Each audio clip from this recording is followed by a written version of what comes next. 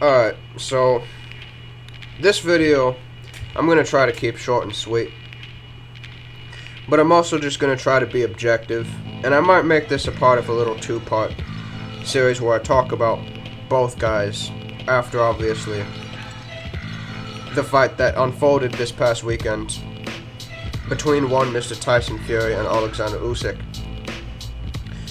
where Fury was obviously looking to become undisputed for the first time in his career. He has won every version of the title in the division, but never simultaneously. And in the case of Alexander Usyk, he looked to become undisputed for the second time in his career. Obviously, he did so the first time in a tournament format at the cruiserweight division, beating all the top guys there, and then obviously looking to do so in the heavyweight division for the first time in his career, and of course for the first time this century, as the last undisputed title fight was held between Evander Holyfield and Lennox Lewis in 1999. Obviously, Usyk emerged victorious, and Tyson Fury's career is at a crossroads at this point. Does he take the Usyk rematch? Or does he move on and fight somebody else? Does he fight a Joshua? Or does he retire? What exactly is he going to do? You can never really sit back and predict what Tyson Fury is going to do in his career, because this current situation he's in, having been defeated for the first time in his career, is a culmination of the very topsy-turvy, strange, and one of the strangest careers I have ever witnessed in my time as a boxing fan that he has had so far. To tell you the truth, Tyson Fury, I've been extremely critical of him over the years, and I have to be honest, I've been extremely critical of him. However, I've also been full of praise for him at times, because the reality is, and this is just me being completely honest, and when I say this, I can back it up with evidence. Tyson Fury is, and I say this relatively confidently, one of the most naturally gifted and talented heavyweights that I've personally ever witnessed in a boxing ring. And I can back it up for two different reasons. For one, and this is the cliche reason, but I do think it's worth noting because it's relevant. When you look at a guy of his size, a guy who's 6'9", a guy who's about 245 to 280 pounds, roughly speaking, he's generally coming between those weights throughout his career. When you look at a guy of that size, being 6'7", 6'8", being able to move around the ring the way he does, and, showing great athleticism overall, being a naturally well-conditioned athlete, even though he obviously abuses his body sometimes, which is the second reason. The instances in his career in which he's abused his body, in which he's come into fights overweight, in which his performances have been so polarizing, and with how seriously or how little at times Fury has taken his career seriously, the fact that he's been able to come back, just switch it on, stay committed for maybe a fight or two, and then turn in great performances despite all the damage that he's done to himself, is another indicator of his incredible talent. The fact that he does not have to work as hard as many other fighters to be able to reach a level that not many other fighters really at heavyweight in recent memory have been able to reach, which are the levels that he's reached in his best performances, that being the Deontay Wilder fights and the Vladimir Klitschko fight. And obviously, if you want to throw in, say, the Dillian White performance, which is one of his best performances to date in his career, you could throw that in there too. The point is, he is an exceptionally talented heavyweight, and he deserves respect for it. To the negatives, though, and the reason I've been so critical of Tyson Fury in the many instances in which I have, and to be honest, and I have to admit I've hated on him at times, is more to do with his outside the ring antics. When it comes to fighters inside of the ring, unless they are exploitative and heavily rely on illegal, dirty, and say tactics which say illegal tactics, for example, if they are heavily reliant on those things, I generally tend not to hate on fighters for their exploits in the ring. I generally tend to be realistic. when it comes to Tyson Fury. But the reality is, a lot of people aren't. Most boxing fans obviously are casuals, and I'm not trying to knock casual fans of sport, because they are the most necessary component to the sporting market, because they are the greatest consumer. Tyson Fury is somebody who knows how to exploit and knows how to manipulate the casual boxing fan and the media to be able to win them over to his side, and he has done so repeatedly over the last 10 years, and it has made him extremely unlikable, and people have noticed it and taken so much, offense to his tactics, really to the point to where all of the media has effectively turned against him, and for good reason. One thing I find very unique about Tyson Fury, and in his personality, and his overall characteristics really mentally as a person, is the fact that he's extremely unstable. He is, he says he's bipolar, he's diagnosed bipolar. When I say bipolar, I'm not even just talking about, the diagnosis in terms of his mood swings and things of that nature. I'm also talking about in what he says, how he double talks, how he lies, and how he says certain things for the sake of pure convenience. And how emotional and how easily he falls victim to his vices. And yet, in spite of all of that, and in spite of all of the, mental chinks and weaknesses that he has, displayed over the years, he can also be an extremely intelligent and Machiavellian character. And he is Machiavellian to a fault and to a benefit. When I say those things, when I say to a benefit, I mean that mentality benefits him in a hyper-competitive environment such as boxing. It benefits him in an environment such as boxing, which is not only hyper-competitive inside of the ring, but also outside of the ring, where it is a constant struggle between fighters, between teams, between management, promoters, for a PR, to basically win the battle of public relations, to win the court of public opinion over, in case if a fight doesn't happen, they can have the public on their side, and they can turn the public against a specific fighter, even if that fighter isn't in the wrong. They can portray them as distrustworthy, they can portray them as potentially ducking, or pricing themselves out of specific negotiations, or if they themselves price themselves out of specific negotiations, and make unrealistic demands of their opponents in regards to the terms of the contract that they want their opponent to adhere to. They can just accuse their opponent of ducking if they so choose not to agree to those terms, which Tyson Fury has done repeatedly over the years. And in many other instances, look, this is just something that is stuck with Tyson Fury throughout. Obviously, an example of the previous point I made was Alexander Usyk negotiations, and how he was demanding a 70-30, and he kept changing the terms of negotiations. He accepted 60-40 at first, and then he went to 70-30, and then, he said remove the rematch clause, but he wanted a rematch clause at first. Doing those types of things to completely alternate the terms of the negotiations when it seemed like the fight was en route to being made. As a result of doing that, he was able to turn some of the public against Usyk and portray Usyk to be a little bit less trustworthy in the negotiations than really he, would have liked to be, when the fact is he was the one who was messing things up, being unprofessional. And because Usyk's teams wouldn't relent, it made it look as though, in the eyes of some casuals, in the eyes of his fanboys, that Usyk was the one who was unwilling to take the fight because he did not want to bend over backwards basically for his demands. But another example of Tyson Fury's Machiavellian behavior when it comes to negotiations or the build-up to fights, which has manifested itself negatively, is him pulling out of fights consistently, whether it be the Klitschko rematch, whether it be the third Wilder fight, pulling out again, or even extending or pushing back the Wilder rematch, signing with Top Rank, which I guess worked out in the end, but still, the rematch was intended to occur immediately after, apparently in February or March, early in 2019. You also had him pulling out of the Usyk fight again. You had him pulling out of the Alexander Ustinov fight basically on the day of the fight when it was supposed to happen in 2014, which I think might have been for the European title. You had Tyson Fury early in his career pulling out of fights with rejecting fights with Kubrat Pulev, rejecting fights with Alexander Povetkin, rejecting fights with David Price, which is Tyson Fury effectively doing these certain things was for a specific reason, and is a tactic used by A-side fighters pretty much all throughout boxing history.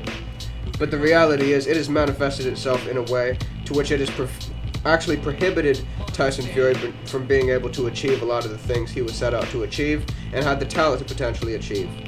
And it is the fact that he is very careful about who he fights. He cherry picks his opponents. He is very selective on who he wants to fight. If he perceives somebody as a threat, he is going to look to make sure that if there is enough public demand for him to fight them, at least to a point to where there's a point of no return for him, and he has no choice but to fight them in the future, he has to make sure that he wins the public on their side. Meaning, he might pull out of a fight claiming an injury, so that he has an excuse not to fight them. He might mess them around, fuck them around in negotiations a bit. And in certain instances, like in the come-up of his career, and the reality is he's been able to get away with it because of a lot of the later successes he has, in the sense that he hasn't fought the Pulevs, the Povetkins, and the David Prices of the world.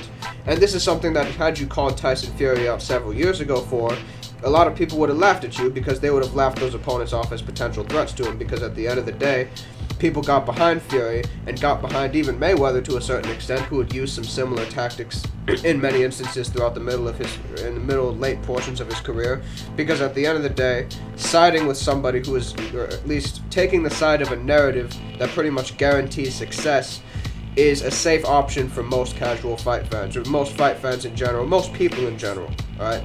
As long as you're winning, people are willing to overlook your flaws. Now that Tyson Fury is lost, people look at those names that he's missed, people look at the lack of highly rated contenders and the fact that he has a very top-heavy resume without a lot of depth to it, without a lot of elite-level variation in terms of skill, in terms of different attributes, and the fact that he has not beaten a lot of, top-level opponents. He's beaten some top-level opponents, he's beaten some great fighters, but he hasn't beaten a lot of them. And the fact that he hasn't tested himself against a series of different styles, he is now starting to come under criticism for, because his resume lacks depth, and he attempted to proclaim himself as the greatest of all time, which does not hold up to scrutiny, at least if your criteria is anything to do with what you've actually proven inside of the ring, because fighters like Ali, fighters like Joe Louis, fighters like Larry Holmes fought consistently, way more consistently than Fury, 2, 3, 4 times a year against top 10 rated opponents, against high-level heavyweights, against other guys who had different styles, different attributes, guys who were smaller, guys who were bigger, guys who were more agile, right? Guys who could brawl, right? Boxer punchers, pressure fighters. They tested themselves against all types of different styles, against all types of different fighters, in different eras, guys younger, guys older than them, and they were not nearly as selective as Tyson Fury is. Whereas Tyson Fury has been very, very, very, very careful about the guys he has chosen to fight throughout his career. And that's just the reality. That's not to say he hasn't fought some very good fighters, but the fact is, he missed out on a lot of up-and-coming contenders on his way through the ranks, and avoided a lot of those fights because he knew that if he maneuvered his career in a specific way and eventually got those opportunities and won those fights, because he does have a high level of self-belief, and that is the reality, if he maneuvers his career in a certain way where he doesn't have to take too many big risks, and he fights guys at a top level where there is not much pressure on him to win, because at the end of the day, those guys just hold a higher reputation than him because of the fact that they're more proven. If he loses, then there isn't going to be much criticism towards him, because all the pressure was on them to win.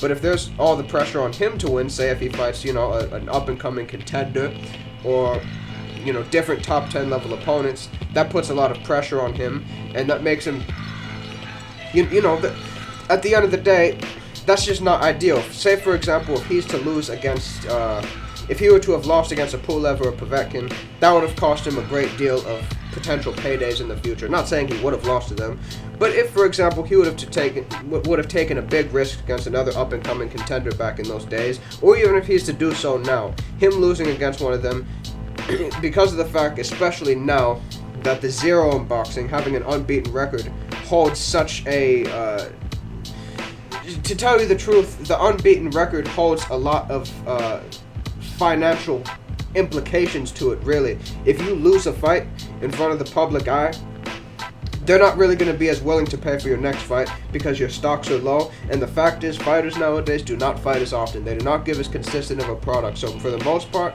it's become more of a niche sport, and boxing fans generally, particularly casual fans, are going to leech off of whoever's just the most successful in the moment. And Tyson Fury, for the most part, has not been willing to take those risks unless he has been pit against guys, who either he is under not much pressure to beat, say the Deontay Wilder fight on his comeback, or Vladimir Klitschko. Obviously, he did fight Dillian Whyte, but that was coming off of him being knocked out by a crippled Alexander Povetkin. And now, he's just lost to Alexander Usyk. Which means that boxing fans are not going to take as kindly to his tactics, they're not going to be accepting of it, and the fact that he's down means people are no longer going to be willing to omit his flaws. As a person, as a fighter, whether it be tactically, or whether it be his movements outside of the ring, because it has cost him a lot in terms of his legacy. And the fact is, boxing fans in general respect Anthony Joshua more, and especially respect Alexander Usyk more, because those guys have tested themselves and given fight fans a consistent product. Say what you will about Joshua. Joshua has beat more highly ranked opponents than Tyson Fury, and that's a fact. Not only has he done that, he's actually consistently fought. Alright, he hasn't taken any 3-year hiatuses. Yes, he has lost 3 times, but he's also avenged his defeat. Alright, against Vladimir Klitschko. At the end of the day, casual boxing fans take more to his performance against Vladimir Klitschko. People only remember Tyson Fury's fight against Klitschko for the result. People remember Joshua's fight against Klitschko for the fight itself and what actually transpired within the fight. And to an extent, that makes Tyson Fury and a lot of his fans jealous because they don't think he gets enough credit for it, whereas Joshua basically stole the limelight while he was on his hiatus. But the reality is, he's taken more risks with his career, he's given fight fans a more consistent product, and even though he's lost, he has much more of the public on his side than Tyson Fury, and especially Alexander Usyk, who himself has conducted himself like a true warrior throughout his career, has become undisputed twice, and has proven himself willing to take on the toughest challenges. And he presented basically a perfect hero to effectively a villainized Tyson Fury, and he came out on top, and most boxing fans have rejoiced as a result. And the only person to blame for it is Tyson Fury. And truth be told, even though I said I was done hating on Fury, and you know what, I'm not going to hate on him, I'm just going to be completely honest. That's why I am honestly overjoyed at the result of what happened last weekend. Because that represented a guy who has actually been productive and who has been a credit to the sport, beating a guy who truthfully has been a nuisance to the sport, particularly since his fight against Vladimir Klitschko, but really all throughout his career. A guy who has cherry-picked, who has been strategic, who has avoided certain styles, who has avoided certain guys who, don't really have the type of name recognition but could potentially pose a threat to him in his route to becoming a cash cow and becoming a mainstream celebrity figure. He has been very, very careful about how he's conducted his career, and he has played the boxing politics pretty much perfectly en route to achieving the status he's achieved. And now people are finally starting to see through the facade of what he actually is, which is an excellent heavyweight who really could have done more, who had the natural talent, in my view, to become an all-time great. But at this point in his career, and his story is not over yet, because he still potentially has a rematch to fight against Usyk, and he could fight other guys like a Joshua, like a Zhang, like a Parker, like a, whoever he chooses to embark upon, whatever path in his career he chooses to embark upon next, or whether he crashes out again. I mean, who knows? But to this point in his career, Tyson Fury is going to go down as a bit of a what if. What if he had stayed fully dedicated to his craft? What if he had picked the right fights? What if he had taken on the right guys? Maybe he would have been more ready for a fight against Alexander Usyk. Especially, what if he had taken his craft as seriously as he should have, and he had been able to kick a lot of the vices that have overshadowed and overcome him throughout his career? Because the fact of the matter is, he still seems to have certain issues with drugs. Like, you can tell the guy's still coked out at times. But that's my opinion. Let me know what y'all think, man.